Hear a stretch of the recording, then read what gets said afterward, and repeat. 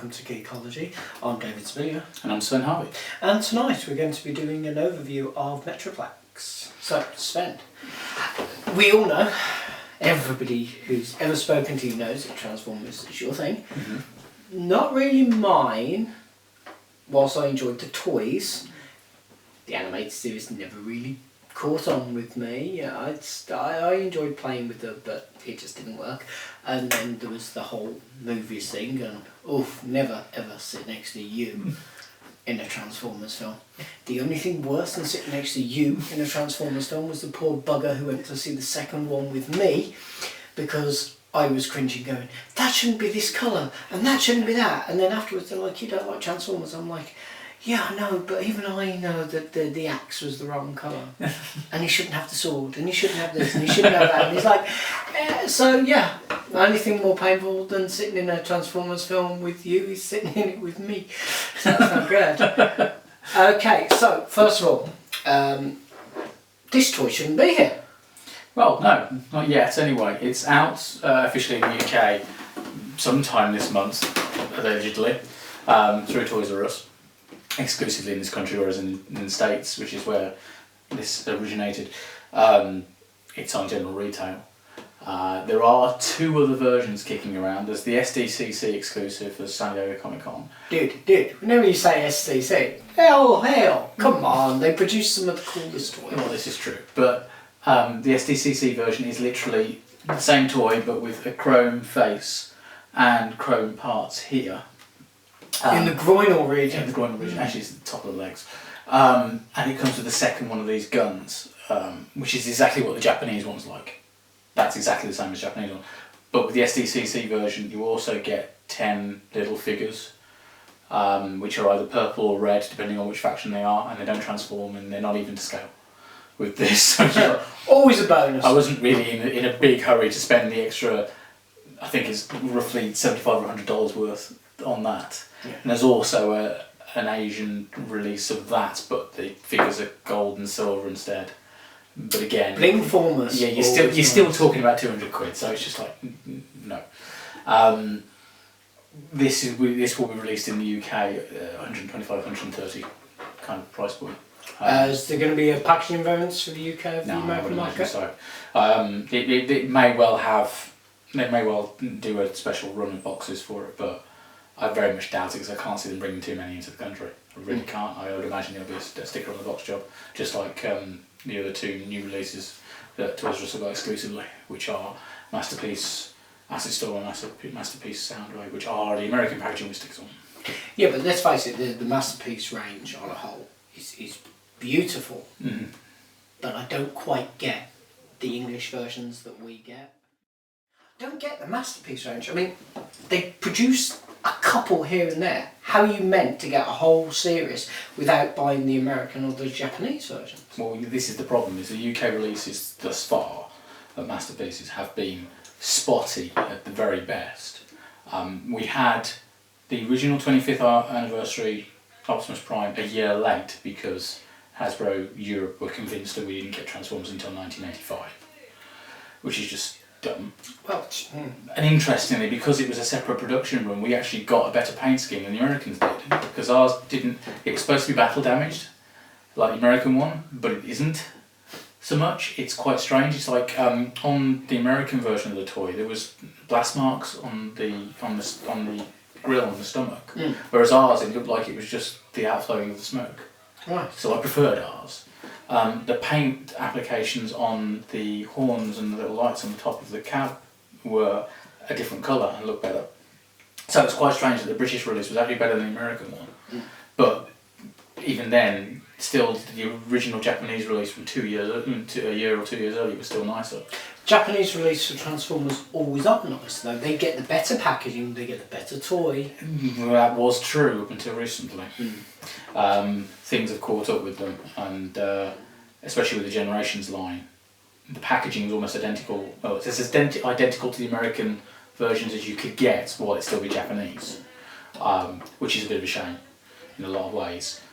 And some of the colour schemes have gone a little bit wrong. An example of that is I've just seen some pictures of Springer, the 30th anniversary Springer, and the colour green they've gone with that compared with the American one, which looks awful. So it's becoming more of a swings and roundabouts situation. Whereas the Generations 4 Cybertron Bruticus, which is made up of the 5 Compacticons, the American original San Diego Comic-Con release kind of matched the game, but then the general release version didn't in any way, shape or form. There was also a G2 version that was exclusive to 2 retailers in the States, which was in the G2 colour schemes from Transformers Generation 2, which was garish to say the least. But in Japan, not only did they get a metallic paint scheme, but they got a metallic paint scheme that matched the game. So that's why I've got the Japanese versions. But this is wrapping back round to this. In this situation, the Japanese version has got an extra gun, so it's got the 2 guns like the original one did in 1986. It's got the chrome face like the original one did in 1986, and it's got the chrome bits at the top of the legs. Now, whether they're stickers or not, I'm not sure, to be brutally honest. I would imagine they're chromed on, but I've not seen one in the flesh to be sure. But I'm not entirely sure I would want the chrome on it, because in the game he didn't have a chrome face.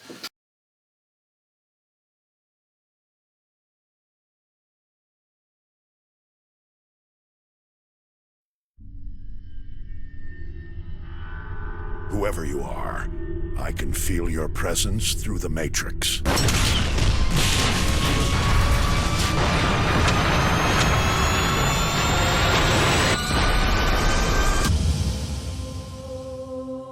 I ask you. No, I order you. Help us in this dire time of need.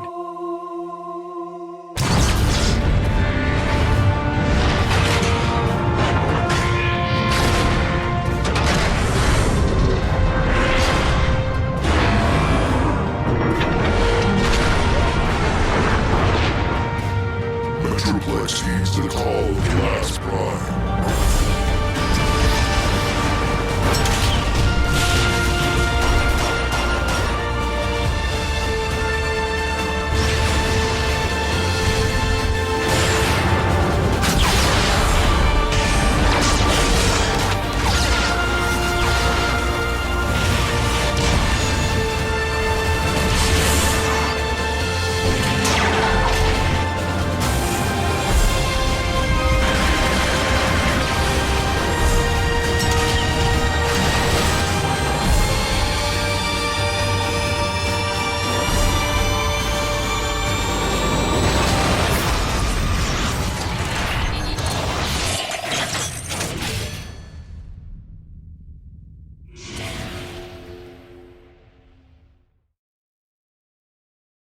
Now, it's funny you should say the game.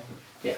Because when we were talking about what we wanted to do for this week's Geekology, you went, oh, I want to do an overview, and I was like, okay, Transformers, I'm still okay, Metroplex, oh, I'm on dicey territory. So, because I remember from the video game, because, you know, who would have got me the Transformers video game for Christmas? Oh, that would have been you, yes. Character in the game, so I remembered that, and I was desperately trying to think back because it wasn't in the original movie. Yeah, he was. He was just hiding. Was he hiding? Yes. Okay. Well, let's put it this way. Nimoy didn't do the voice for him, so I didn't care. So I was racking my brain, and you know, sure enough, I went online and I thought, you know what, I don't want to sound like a complete dweeb during the video, so I'll look up some interesting facts, and I found very, very confusing data. The only thing, I mean, I recognise this as the game version, but there are some very different pieces. Do you want to talk me through? Well, because it's obviously a nod to an earlier one. It's an interesting thing, because of course in the game he's based on his G1 version. And they changed some things. And then for the toy they changed some of them back. So it's like, eh. I mean, the first thing that grabs your attention is this wasn't quite so pronounced in the game. This chest part.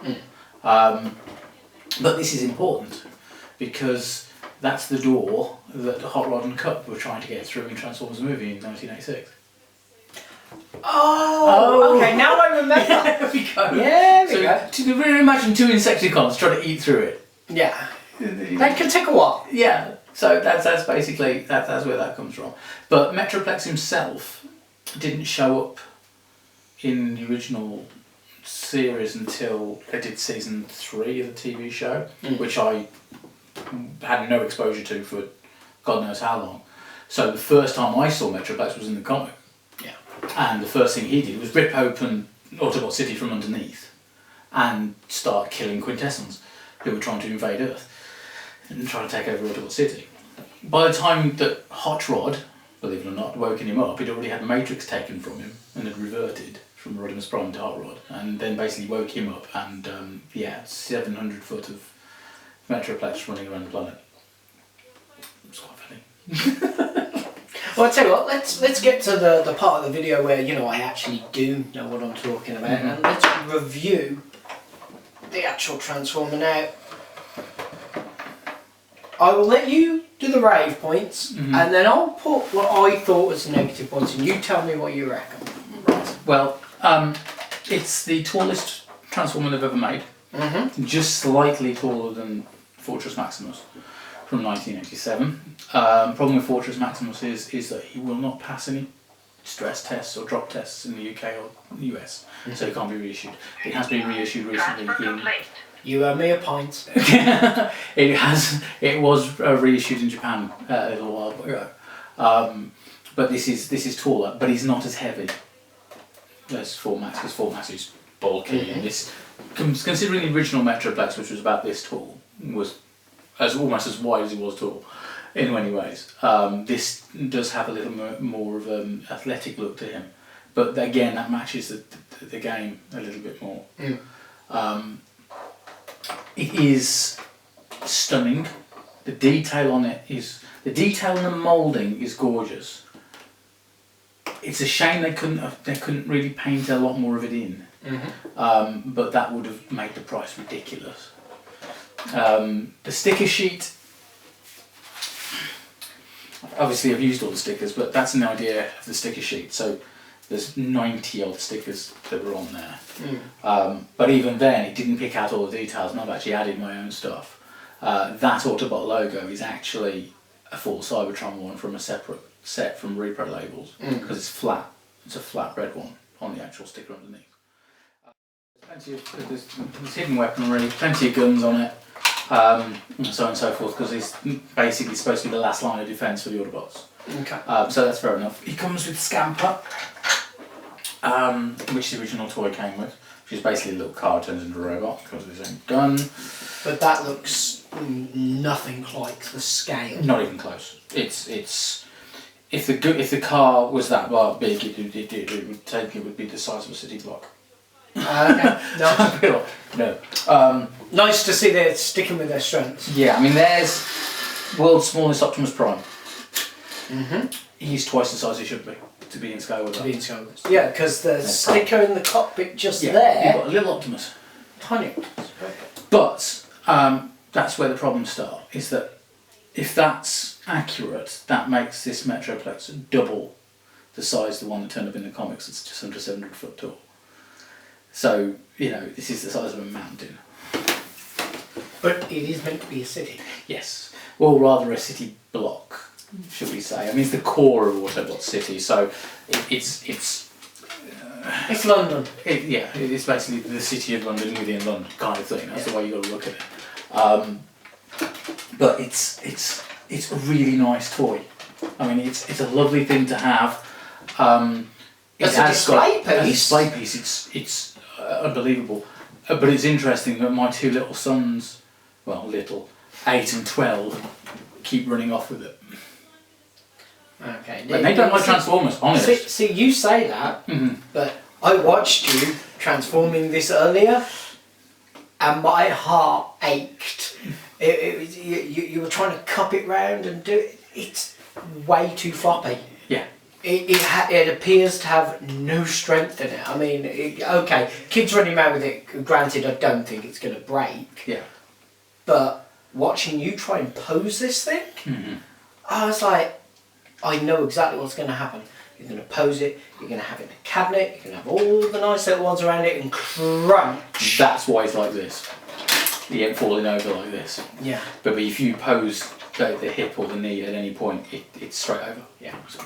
Now, having played with more than one or two delicate Transformers, and having those great moments of will it break as it comes out of the box, I wasn't as worried with this one, because you can really see that the hinge points on it. You can see all the parts that pull apart and reassemble. And don't get me wrong, that's great, but it didn't really instill me with confidence that as a toy, which, let's face it, we are actually meant to review this as a toy.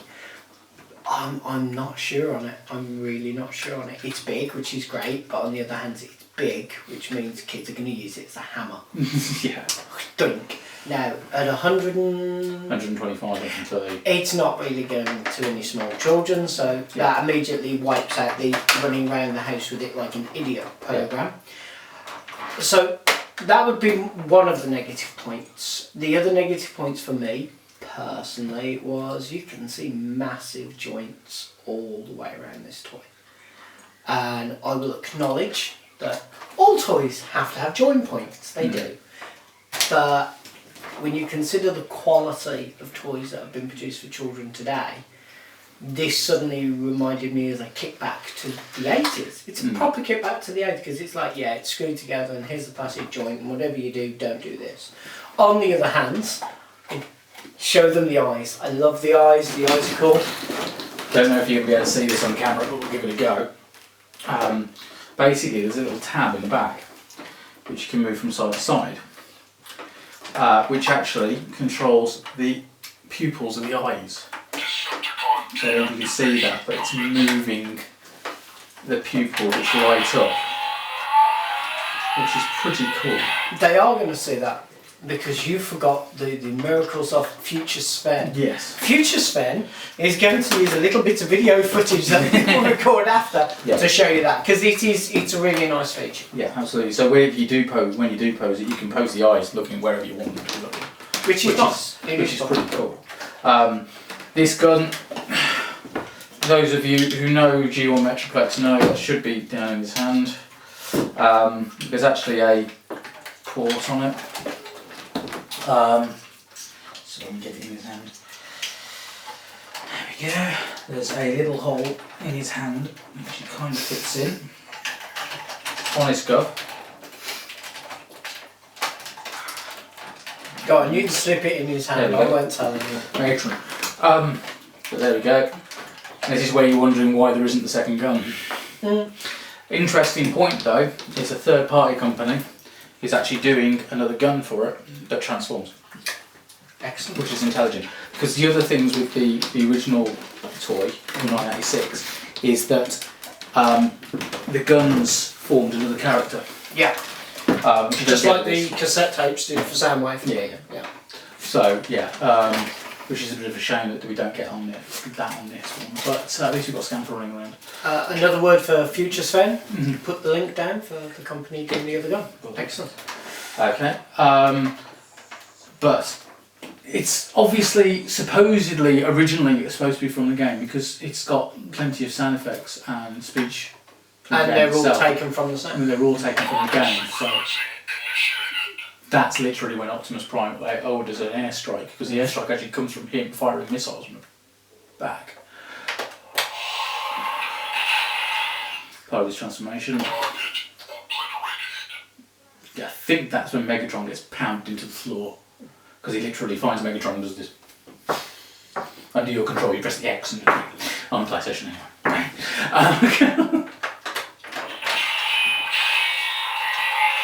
Another transformation sound effect.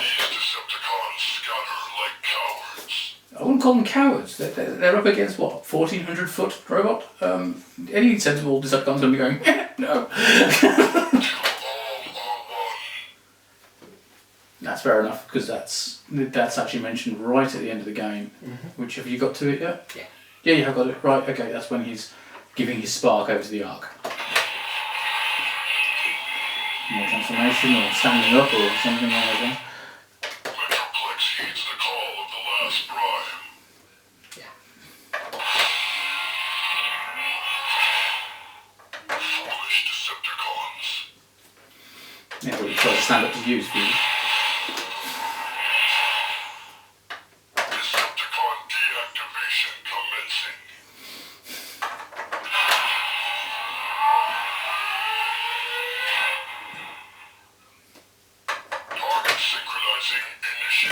so the background's at the beginning again. But yeah, I mean, it's a shame that there was loads of stickers as well. And it's a shame there's not enough stickers to pick out all the detail in it. But there are, again, there's another third-party company that's doing another sticker sheet for it. So 2 pints. yeah.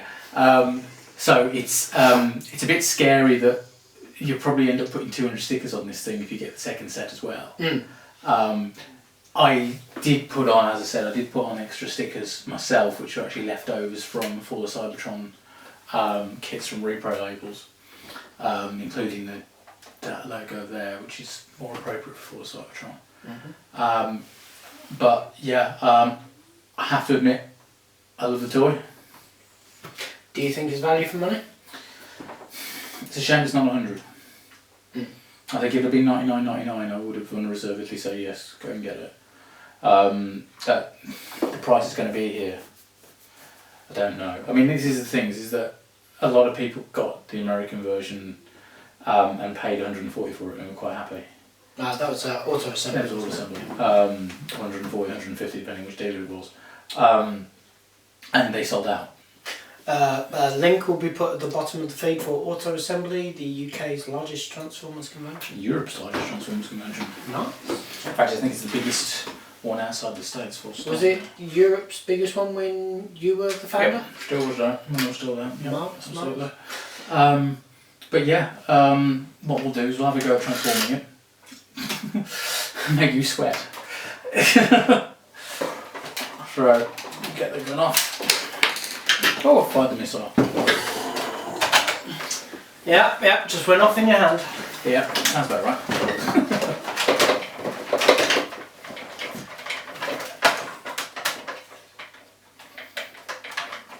Now it should be pointed out at this stage that Sven is cheating. He's had years and years of practice with these darn things.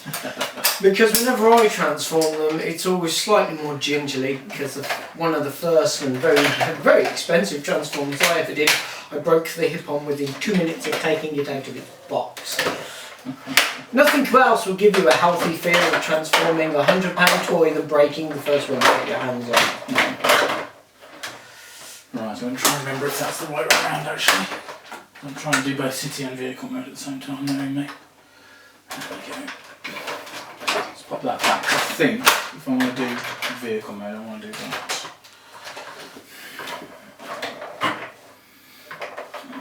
Have I got the pelvis the way around? I can never remember. Looks about right because we've got the wheel at the bottom. This is supposed to trundle into battle. There we go. Or something like that. Oh, I'm showing my age. Let me just double check. Am I supposed to look like? Because I think that's about right. Yep, that's it for the instruction sheet. I'm looking at the sticker sheet. The sticker sheet's ridiculous. It's just like, what? Right, I'm supposed to have the right, okay. I'm supposed to have that out. So hot rod and cup can run up with. Yes. There we go. Have to say, not impressed in that mode. Well, it's supposed to be a battle station. Yeah, I know. I'm just saying. As a display piece, meh. As a toy, great. You know, if you got all your little ones running around there. What scale would you have running around on this one? Well, that's the problem, right? Any toys are in scale with it, really. It's supposed to be in scale with the current Legends figures like this one, which is that size, and there's an Optimus about that size, and a Bumblebee about that. They're too big. But then, you know, if you ended up with figures at the right size to go with it, they'd be on your pin. Yeah. They'd be on your fingernail. It's ridiculous. Well, when it's a choice between minting packaging or just having the toy and affording a few beers at the end of the week, you know what? My packaging is not looking as good as it used to. Quite, I know what you mean. Absolutely know what you mean. So, but there we go. Oh, I don't know why it's not locking up. I lined up.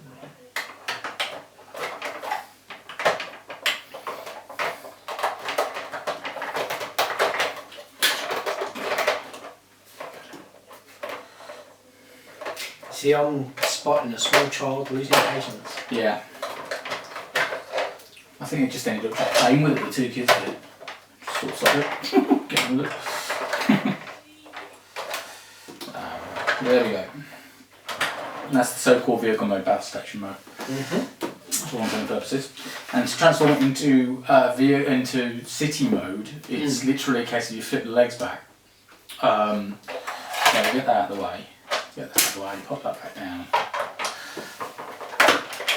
And literally, this is where it gets all wobbly, and you're like going, "Ah!" Yeah. This is the bit that I do get very nervous at. It's just watching it flop as you do that. Just really does not fill me with confidence.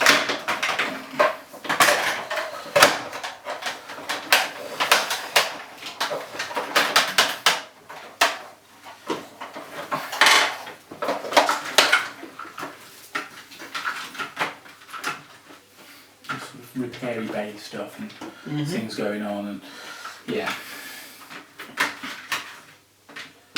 Ooh, stress marks. That's what kills me. Never mind. Stress marks on both legs, both hinge points. Yeah. How many times? But I've got a feeling that's probably been bent the wrong way. Okay. To be fair, so I'm not going to knock them for that particularly. But this is supposed to go out. That's supposed to go out. Put scamper in the middle. And then we have a situation where that goes up. You have no idea the self-control I'm doing not to do any of the billions of jokes, which I... yeah. I think we might be past the 2 points mark. Yeah, probably. Right, let's just double check that. Okay, what are these two red bits? That's a good Extra question. guns. It's a very good question. Which isn't actually answered, I don't think. They're just lifted up. Oh, okay.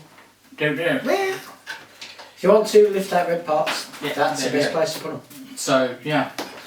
Helipad, as one would expect. So on and so forth. So, in conclusion, from the Transformers fan, big thumbs up. Big thumbs up on the basis that it's Metroplex and therefore, you know, Okay, he's cool. from the non-Transformers fan but a lover of good toys, it's big. I wasn't worried about breaking it, but posing it was too floppy, too big. I'm going to say not worth the money. I will say adequate as a toy, good as a display piece. Yep. But no. It's not getting the thumbs up from me purely on the basis I think it's too expensive for what it is.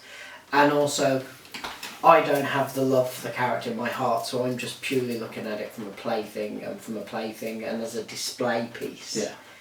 It's big. It is big, and it will take up just the right amount of room in the glass cabinet for you to have all the others around it, but not for the money. You see, you said 100. I'd be talking 80. The only reason I'd look at more money for it at all is the same card's quite good in it. I did like the posable eyes, which the video for that is on the end of this video. I just thought that was a really nice feature. You raved about the sticker point. You know, there've been 100 stickers, where to me that's... They could have included 500 stickers because you're still the one sticking them all on. So that isn't as big a winning point for me as it is for you. You said about the detailing. I totally agree. Detailing is definitely there. 3 points. The detailing is there, but it just... I don't know why, of all the Transformer toys, it just did not grab my attention. Now the masterpieces, I've yet to see a masterpiece that I personally, and you know how many of those things I've owned, wouldn't be willing to put down the money for. I think they're great, but just this one isn't working for me. But it's working for you, and since you are technically Geekology's Transformer expert, we have to all hail to your opinion. So thank you very much for tuning in with us this week. Next week we will be doing an unboxing. We're not 100% sure which unboxing it will be, but it will be one of the Diamond Toy range. We thank you very much and have a good night. Good night.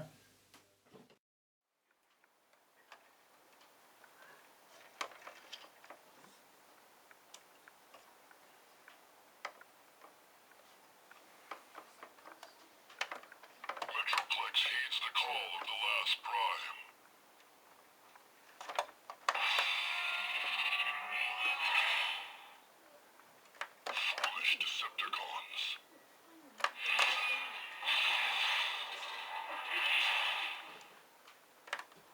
Decepticon deactivation commencing.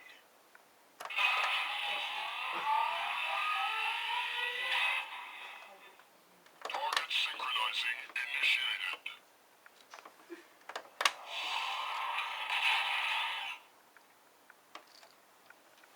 Target obliterated.